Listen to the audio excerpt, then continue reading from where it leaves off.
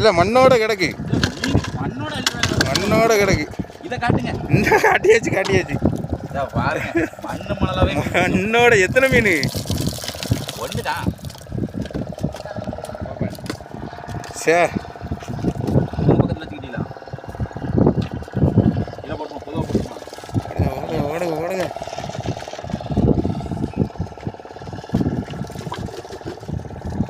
இந்தா அடுத்து தாத்தா.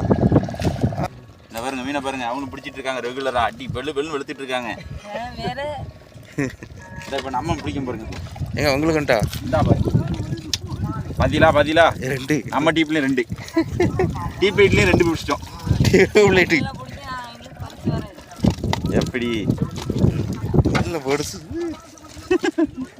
அவங்களும் இப்போ பிடிப்பாங்க பாருங்க.